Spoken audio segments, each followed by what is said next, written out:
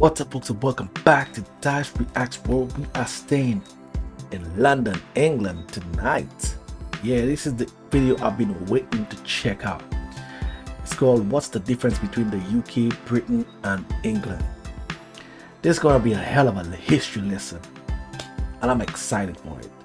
Yeah, remember, side checks one out. We ain't gonna waste no more time. We're just gonna get right into it, folks. We're gonna get right into it.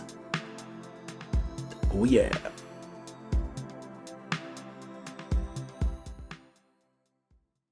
Welcome to Eat See Dream English. My name is Tom, and today I'm going to show you the difference between England, Britain, and the United Kingdom, because this can be super confusing. I can't wait to get going, guys. Let's do this. I'm scared, man. Okay, let's start really small. We're going to start with London. London is the capital city of England. It's also the capital city of the United Kingdom. Don't get it confused with England, with Britain, with the United Kingdom. It's just a city. 7 million people, that's all it is. Okay, now we know what London is. Let's look at England, Scotland, Wales, and Northern Ireland. Let's start with the four main countries. We have England, Scotland, Wales, and Northern Ireland.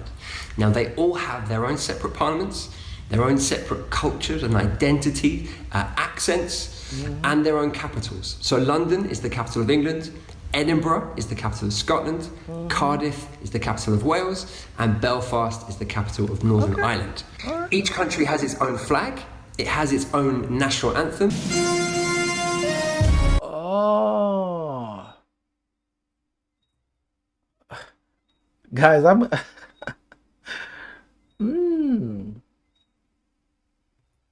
Let's continue.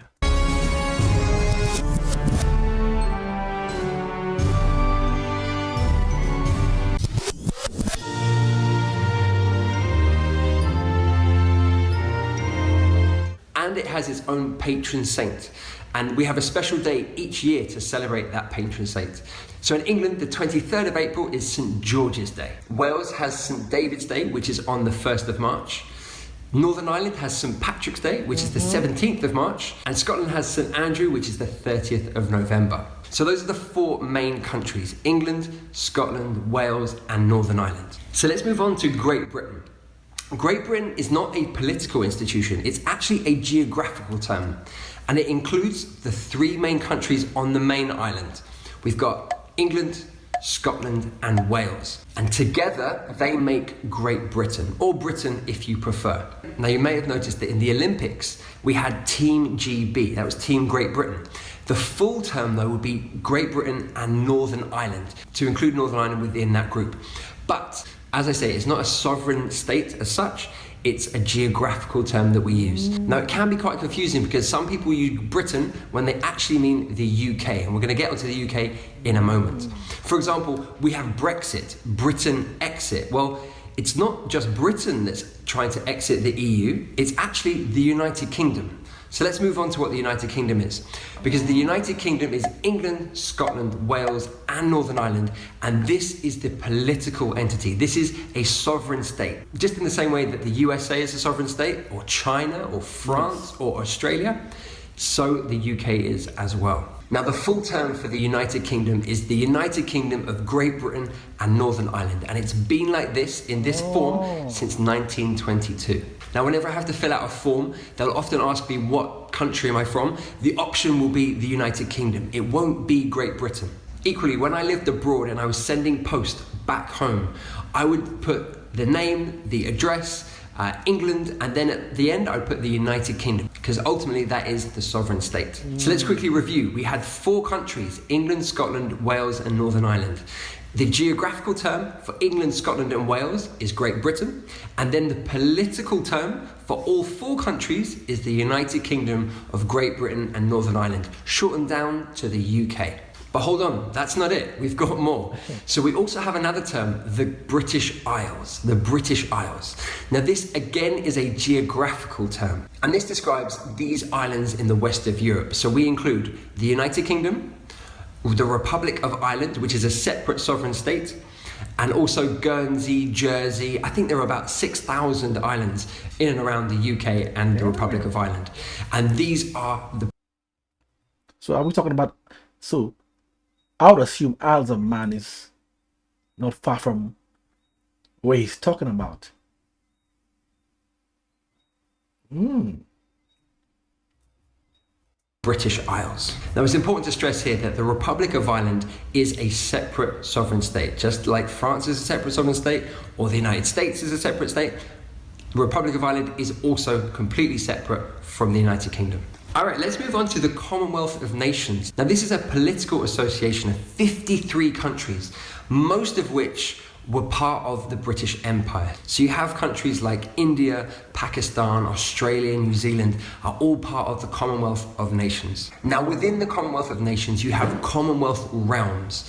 Now these are 16 sovereign states that have the Queen as the head of state. So again, you have countries like Australia, New Zealand, Papua New Guinea, Jamaica, Barbados, the Bahamas, etc. Now all these countries are completely autonomous. They have independence, they have their own parliamentary systems, but as I say, they share the head of state, which is the Queen. Then we also have British overseas territories. Now these are 14 non-independent states that have the Queen as the head of state, and they also have a British military presence. Countries include Bermuda, the Cayman Islands, Gibraltar, the Falkland Islands, etc. And finally, we have crown dependencies. Now these are 3 self-governing entities that belong to the United Kingdom. They are Jersey, Guernsey, and the Isle of Man. That's what I wanted to know. Isles of Man, because I was confused. Well, not confused, I got it mixed up. And I was trying to remember which one it is. Is it Australia or United Kingdom? And you just confirmed that there. So that's good to know. Now, when we think of identity and the United Kingdom, it gets very complicated. Different people have different ways to identify. So, for example, one person might say they're from the United Kingdom. Someone else might say they're from Scotland or from Wales. Someone else might identify with their city as being the most important thing to them. So the United Kingdom and identity is a very complicated issue, especially these days with Brexit, with a Scottish referendum on independence, things like that. It can be confusing. I hope this has cleared up any confusion you have about the different terms that we use. Yes, this video did exactly what I thought it would do. It really sparked my interest even more. It kind of took some of the ignorance from my from my knowledge, and that's good to know. He really broke it down in a way that you could really grasp, or you wouldn't feel overwhelmed by this new information, which we should know by now, but for some reason we don't, like especially me. And I'm not the only one, because I was just thinking about it from a different perspective. I wasn't thinking about it from the way that the US is. But what he's saying there, it made so much sense. And he said something about UK, United Kingdom, and the Republic under the Republic of Ireland. I think this is the actual the entire title. And I'm saying, if that's the case, why it's not being used, why it's just being the shortened form that everyone says United Kingdom and not United Kingdom and the Republic of Ireland. I'm just trying to figure out why is it not being used, since the Republic of Ireland is actually separated in a sense. So I'm confused about that part. I don't know exactly. If someone could break that down a little more for me, that would be nice. But really enjoyed what he had to say there, and it's an eye opener.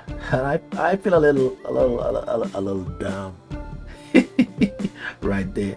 But I'm gonna ask someone around my age if they know, or even older if they know, because I know I'm not the only one. And some may say that why is he always talking about the Isles of Man? Why he wants to know what's about the Isle of Man that he always talks about in those videos, especially, I mean, I'm talking about the UK videos, the United Kingdom videos, you know. And the reason being is, the first time that island came into my knowledge was when Poker Stars, that's when poker was in its heyday. Well, especially Poker Stars was in its heyday, and the headquarters of that poker site was located in Isles of Man, and this is a place I never heard before. I thought it was part of Romania or some sort, but I never researched it. But as time went on, more and more I started hearing more poker sites are having the businesses, the headquarters located there, and I still didn't check it out until when I was doing a video. I think it was an Australian video, and for some reason it was mentioned. I don't know what from what point they were mentioning it. I don't know what angle, but it came up. That name came up. It was not in the British video, if I can remember clearly. Yes, so that's why I was confused as to if it's Australia or the UK. And it's all clear now, so you guys know why I kept on asking about the Isles of Man. Definitely, I'm going to be checking out more on this subject. If you want to see that long shot and archer that I do, hit me over on Dyce Reacts, where I do music reactions. This is where I'm going to be making my exit. Until next time, peace out.